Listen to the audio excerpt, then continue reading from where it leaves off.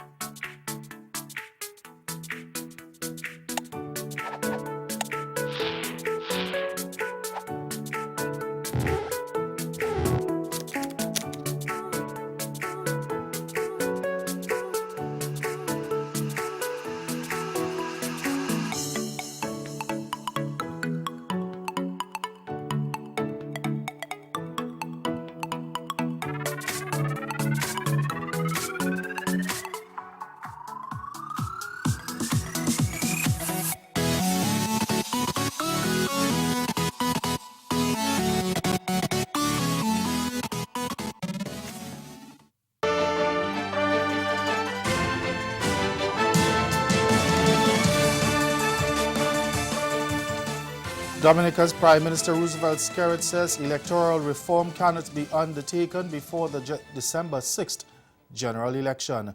He made the declaration even as opposition leader Lennox Linton called on President Charles Savarin to postpone the poll. Skerrit contends that calls by the opposition United Workers' Party for electoral reform before the polls are aimed at creating chaos in the country. And he says election reform could not be completed in less than a year based on the advice and recommendations of the Electoral Commission. The Prime Minister added that if his government waited on electoral reform, that would push elections past the constitutional deadline, which would be unlawful. But Skerrit is promising that if his Dominica Labour Party is successful in its quest to win an unprecedented 5 consecutive terms in office, the administration would gain or again make electoral reform a matter of priority. The Prime Minister also brushed aside opposition suggestions that he could have postponed the elections until some of the recommendations made by a joint CARICOM, the Commonwealth and Organization of American States were put in place. The call by the opposition for electoral reform at this time is a veneer being used by the UWP to confuse the public, create public unrest, incite violence, and provoke a confrontation with the police. Their goal ultimately is to stop elections and to justify external intervention in the national electoral process. The government has not tampered with the electoral laws in any way whatsoever. The current elections are being run and conducted under the same laws and processes that Dominica has had in place ever since independence for 41 years now. Was Dominica's Prime Minister Roosevelt Skerrit. The Bahamas Prime Minister Dr. Hubert Minnis says marijuana reform is a matter of social justice and has reiterated his support for decriminalizing possession of small amounts of the drug and expunging convictions. His comments come days before the Bahamas National Commission on Marijuana is due to deliver its report. Clint Watson of Eyewitness News reports. Dr. Minnis says he eagerly awaits the release of the report by the Bahamas National Commission on Marijuana. He says his government will use the report's finding to help reform the country's marijuana laws. As to whether he believes his public statement on his position on the matter will influence the board's decision. No. My decision will not influence their report. They're doing their work, and they will do their work, and I await their report. In a statement Sunday, the Prime Minister went as far as to suggest that part of this reform should be expunging the records of Bahamians convicted of small amounts of marijuana possession, saying having coming from the over-the-hill community, he has seen firsthand how our current laws especially harm young people from modest backgrounds. Dr. Minnis further noted that a Rehabilitation of Offenders Committee has been formed and is reviewing a number of matters for recommendation, including the possible expunging of some criminal records for possession of small amounts of marijuana. The government will also take into consideration their recommendations. Meantime, St. Lucia has launched a cannabis commission chaired by Queen's Counsel Michael Gordon as the island moves to decriminalize the drug. Commerce Minister Bradley Felix says government is committed to reviving the cannabis laws to ensure that a balanced and holistic approach is taken. A government statement says the Commission is expected to consult on a number of issues critical on the design of new laws for restricted use of cannabis. It added that the country has come to terms with the increasing support for the decriminalization and regulation of cannabis by regional and international counterparts. The Commission is expected to present a report to government before the end of the year. In 2018, the CARICOM Regional Commission on Marijuana recommended the declassification of the herb as a dangerous drug in all legislation.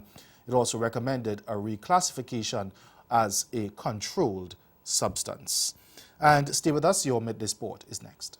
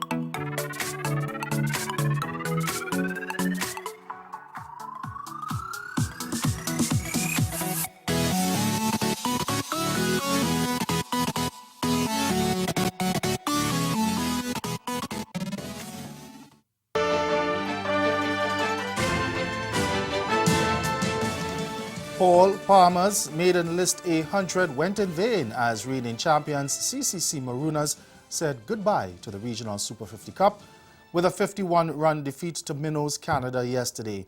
Sent in to bat, Canada got up to 252 all out of their 50 overs. Opener Ryan Pathan struck a lively 41 ball 46 while Kaleem Sana produced a busy 38 of 37 deliveries at number 9. Pathan put on 44 for the first wicket with Jeet Meter before speedster Jalareen Seals struck twice in the 10th over to reduce the innings 47 for 2. Now in reply, Marooners were slumping at 17 for 3 in the 5th over after harsh Thacker struck twice with the new ball in the 4th over as Canada got the better of the early exchanges. Palmer then snitched up the innings in a 103-run 4th wicket stand with opener Morris as Marooners made a recovery. Left-hander Palmer faced 123 balls and counted 12 fours while Romain Morris belted a 6 and a 4 in a 59-ball innings. The defeat was Marooners' 6th in 8 games and the victory Canada's 2nd also from their complement of 8 matches. Switching sports, top Bermudan triathlete Tyler Butterfield secured his place at the Ironman World Championship in Kona, Hawaii by winning the Ironman Cozumel in spectacular fashion in Mexico at the weekend, beating his nearest rival more than 3 minutes. Fresh from his victory at the Cozumel at 70.3 at the end of September, 36-year-old Butterfield produced perhaps the best performances of his triathlon career to clock an impressive overall time of 7 hours 44 minutes and 1 second to become one of just a handful of the triathletes to break the 7-hour 45-minute barrier for the 4-kilometer swim, 180-kilometer bike and 42-kilometer run. Butterfield started solidly and emerged from the water in 42 minutes and 10 seconds, that's 3 minutes off the lead. That's Caribbean in 10. Join us again at 6:30 for Caribbean Newsline. Until then, good afternoon.